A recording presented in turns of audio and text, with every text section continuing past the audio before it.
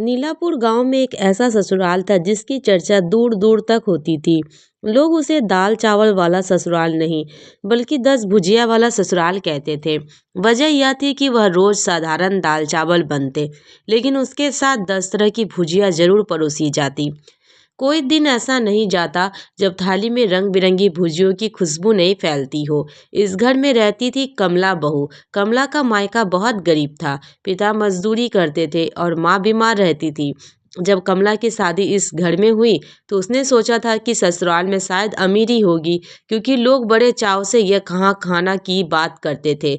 लेकिन शादी के बाद उसे समझ आ गया कि इस घर की अमीरी पैसे में नहीं, बल्कि रिवाजें और आदतों में थी। ससुर जी, जिन्हें बस भुजिया बाबू कहते थे, दाल चावल के बड़े शौकीन थे। उनका मानना था कि पेट भरने के लिए दाल चावल काफ़ी है, लेकिन स्वाद और खुशी के लिए भुजिया ज़रूरी है। आलू की भुजिया, गोभी की भुजिया, लौकी की भुजिया, करेले की भुजिया, बैगन की भुजिया, सीम की भुजिया, कद्दू और मूली, चने दाल की भुजिया और सोयाबीन, हर दिन 10 किस्म की भुजिया बनती थी। सास फूलमती देवी इस परंपरा को बड़े गर्व से निभाती थी। सुबह होते ही कमला को आवाज़ देती, बहू जल्दी उठो, आज मेहमान आने वाले हैं, भुजिया में कोई कमी नहीं रहनी चाहिए। कमला चुपचाप उठ जाती। उसके लिए सब बहुत मुश्किल काम था। रोज़ 10 भुजिया काटना, धोना, भुनना, दाल चावल बनाना आसान था, लेकिन भुजियों में समय, मेहनत और सब्र लगता था। शुरू शुरू में कमला को लगा था कि यह सब नहीं कर पाएगी। उसके हाथों में छाले पड़ जाते, कमर दर्द करने लगती। लेकिन सास की उम्मीदें और ससुर का नियम सख्त था। इस घर में खाने का नियम भी अजीब था। सबसे पहले ससुर जी बैठते, फिर पति रमेश, उसके बाद देवर और अंत में कमला और सास। थाली में दाल चावल बराबर मिलते, लेकिन भुजिया गिनकर रखी जाती।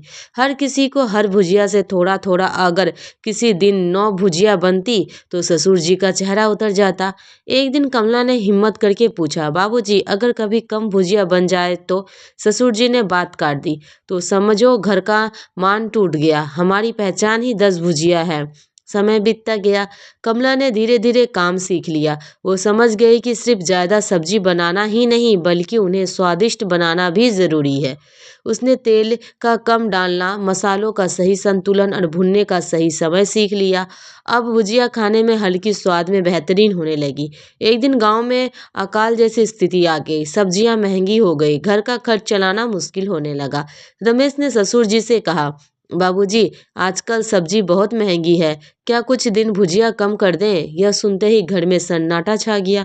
फूलमती देवी की आंखों में चिंता थी, लेकिन ससुर जी कुछ देर चुप रहे, फिर बोले, परंपरा तो परंपरा होती है, लेकिन हालात भी देखना चाहिए।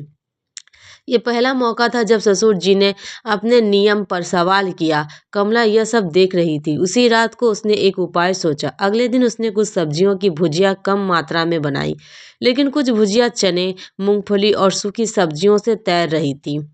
जो सस्ती थी, उसने स्वाद ऐसा रखा कि किसी को कमी महसूस ना हो। जब सब खाने बैठे तो ससुर जी ने थाली देखी और मुस्कुराए। आज भुजिया में कुछ अलग स्वाद है। कमला ने डरते हुए कहा, बाबूजी हालात देखकर थोड़ा बदलाव किया है। ससुर जी ने पहली बार कमला की ओर ध्यान से देखा और बोले, बहू परंपरा तभी तक अच्छी है जब तक घर संभाले। तुमने समझदारी दिखाई। उस दिन के बाद से घर का माहौल बदलने लगा। अब भुजिया जरूरी थी, लेकिन जिद नहीं। कभी 8, कभी 9, कभी 10 मिल जाए, उसी में संतोष होने लगा। कमला को भी सम्मान मिलने लगा। सास अब उसे डांटने के बजाय सलाह लेने लगी।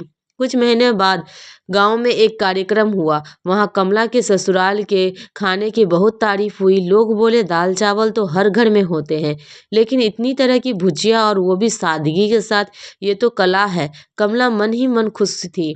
उसने समझ लिया था कि मेहनत और समझदारी से कोई भी बोझ परंपरा बन सकती है, और परंपरा भी समय के साथ बदल सकती है। इस तरह दाल चावल के साथ 10 तरह की भुजिया खाने वाला ससुराल सिर्फ खाने के लिए नहीं, बल्कि समझ, संतुलन और सम्मान की मिसाल बन गया।